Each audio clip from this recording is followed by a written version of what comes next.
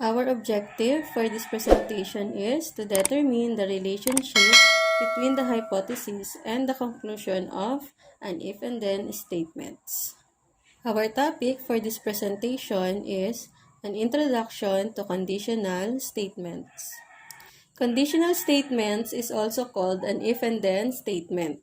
An if and then statement is composed of two clauses, the if clause and the then clause. Denote P for the statement after if and Q for the statement after then. Therefore, the format or pattern is if P, then Q. Conditional statements are formed by joining two statements P and Q using the words if and then. The P statement is called the hypothesis.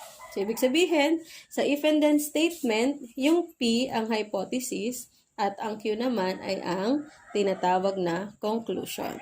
For example, determine the hypothesis and conclusion for each conditional statement. Number 1, if MJ is in grade 8, then he is 14 years old.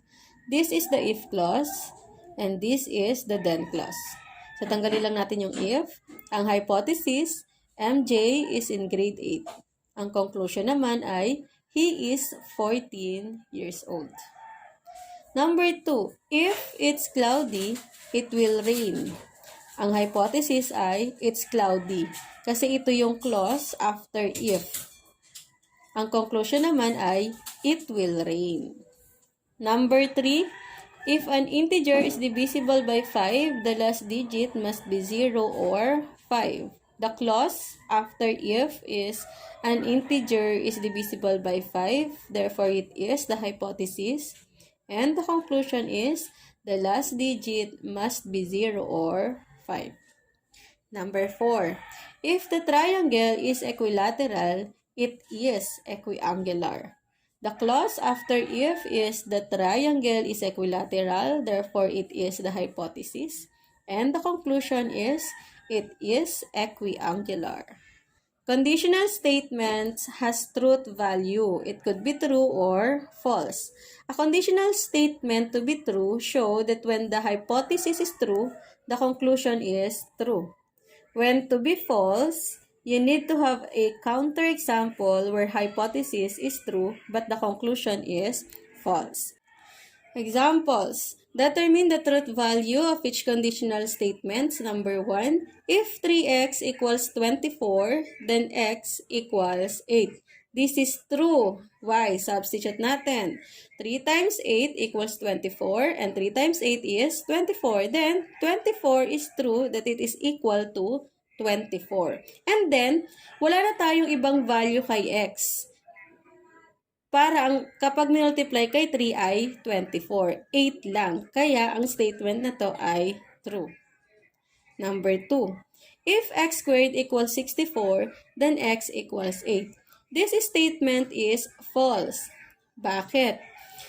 Tama naman kapag sinubstitute ang 8. Try natin. 8 squared equals 64. And the square of 8 is 64. 64 equals 64. Tama naman. Bakit false? Kasi may iba pang value for x. Pwede din ang negative 8. So, the square of negative 8 is 64. 64 equals 64. Kaya, ito ay naging false. May iba pang value kay x na ang sagot ay 64, hindi lang 8. Number 3. If a figure has 4 equal sides, then it is a square. Again, it is false. Bakit? Kasi may iba pang figure na may 4 equal sides. At yon ay ang rhombus. Kapag nakapagbigay ka ng counterexample, meaning, ang given statement na iyon, conditional statement na iyon ay false. Para mas madali, meron tayong tinatawag na truth table. A simple flow of reasoning from the if clause to the then clause is called the implication. Ayan. So for this table, the first column is for the hypothesis, the second column is for the conclusion, and the third table is for hypothesis implies Q. So yung arrow na yun, ang tawag doon ay implies. Kung ang hypothesis mo ay true, ganun din ang iyong conclusion, true. Ayan. P implies Q is true. O meaning, yung given conditional statement na yun is true. If your hypothesis is true, but your conclusion is false, ang P implies Q natin ay false. Kapag ang hypothesis mo naman ay false at ang conclusion mo ay true, ang P implies Q natin ay true. At kapag parehong false ang iyong hypothesis at conclusion, ang P implies Q natin ay true.